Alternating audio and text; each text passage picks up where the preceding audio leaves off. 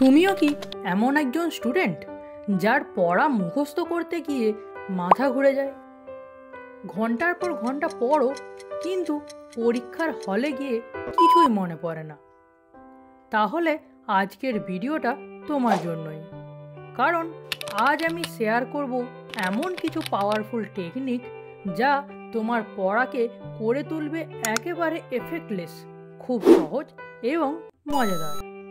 তো স্কিপ না করে পুরো ভিডিওটা দেখো, কারণ এই ভিডিওটাতেই আছে তোমার নেক্সট লেভেল মেমোরিজেশনের চাবিকাঠি। আমি তোমাদের সাথে মোট 4টি স্মার্ট আইডিয়া শেয়ার করব, যার মধ্যে 2 নম্বর এবং 4 নম্বর স্মার্ট আইডিয়াটি আমার ফেভারিট। আর তোমাদের মধ্যেও যারা পরীক্ষায় 90% নাম্বার পেতে চাও, তারা অবশ্যই স্মার্ট আইডিয়া নাম্বার 4 দেখো। তাহলে চলো জেনে নিই সায়েন্টিফিক এবং প্র্যাকটিক্যাল কিছু টেকনিক, যেগুলো তোমার পড়ার ধরনটাই পাল্টে দেবে। Smart idea number 1, chunking method. আমরা যখন একসাথে অনেক কিছু পড়ে ফেলি, তখন আমাদের ব্রেন ওভারলোড হয়ে যায়।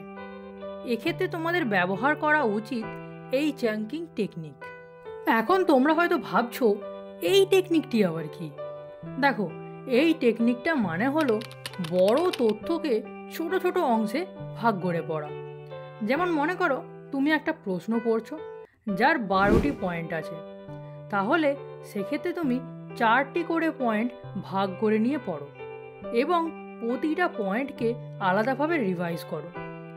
এতে মনে রাখা খুব সহজ হবে এবং ভুলে যাওয়ার পরিমাণটাও একদম কমে যাবে। Smart idea number 2, memory device. এই টেকনিকটির কাজ হলো মজার কিছু শব্দ বা বাক্য তৈরি করা, যা কঠিন তথ্যগুলিকে খুব সহজে মনে রাখতে সাহায্য করে। চলো তোমাদের আরেকটু উদাহরণ দিয়ে এবং সহজ করে বোঝাই। আমাদের এই সৌরজগতে মোট 8টি প্ল্যানেটস আছে, কিন্তু অনেক সময় কি হয়, এই প্ল্যানেটসের নামগুলো আমাদের গুলিয়ে যায় বা ঠিকঠাক মনে আসে না। তো এটি মনে রাখার জন্য খুব সহজ একটা মেথড আছে। দেখো, মাই very educated mother just serve আস নুডলস।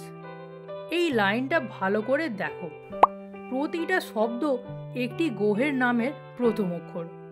তাহলে শুধু একটা লাইন মনে রাখলেই তোমরা সব গ্রহগুলির নাম খুব সহজেই মনে রাখতে পারবে।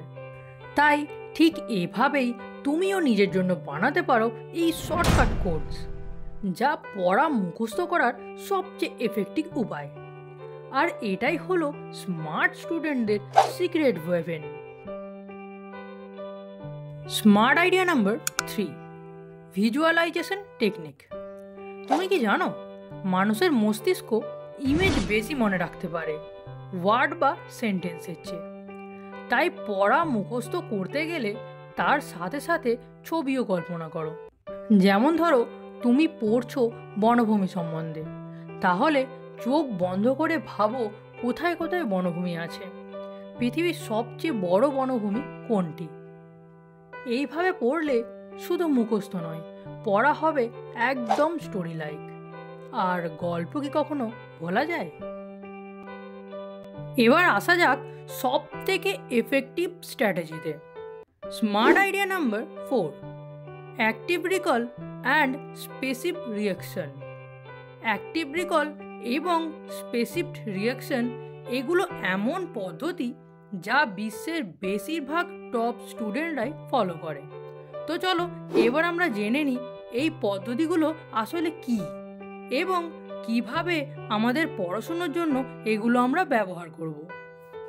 অ্যাক্টিভ রিকল মানে হলো নিজেকেই নিজে প্রশ্ন করা।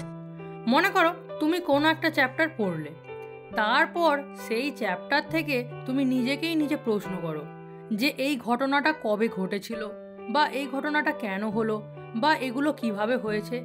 এইভাবে বিভিন্ন প্রশ্ন যদি তুমি নিজেকে করো, তবে দেখবে পড়াটির খুব ছোট ডিটেলও তোমার মনে থাকছে এবং পড়াটা খুব তাড়াতাড়ি তোমার মুখস্থ হয়ে যাবে। এবার আসা যাক স্পেসিফিক রিপিটেশনে। স্পেসিফিক রিপিটেশন মানে হলো একটা পড়াকে কিছুটা গ্যাপ দিয়ে বারবার পড়া। যেমন মনে করো আজ কোনো একটা পড়া পড়লে, তার ঠিক 2 দিন পর আবার সেই পড়াটিকে পড়লে এবং 5 দিন পর আবারও। এর ফলে তোমাদের ব্রেন ধীরে ধীরে ওই তথ্যগুলিকে তোমাদের লং টাইম মেমোরিতে রেখে দেবে, ফলে ওই পড়াটা দীর্ঘদিন মনে থাকবে। তো বন্ধুরা, আজ আমরা 4টি পদ্ধতি শিখলাম। তুমি যদি এই পদ্ধতিগুলো প্র্যাকটিস করো তাহলে গ্যারেন্টেড পরীক্ষায় তোমার মার্কস এবং তোমার আত্মবিশ্বাস দুই বাড়বে। তাহলে আজ থেকেই শুরু করে দাও। ভিডিওটা ভালো লাগলে লাইক করে দাও এবং তোমার বন্ধুদের সাথে শেয়ার করে নিও। আর হ্যাঁ, চ্যানেলটিকে সাবস্ক্রাইব করতে ভুলো না, কারণ এই রকম স্টাডি বুস্টার ভিডিও তোমাদের জন্য নিয়মিত আসতে চলেছে।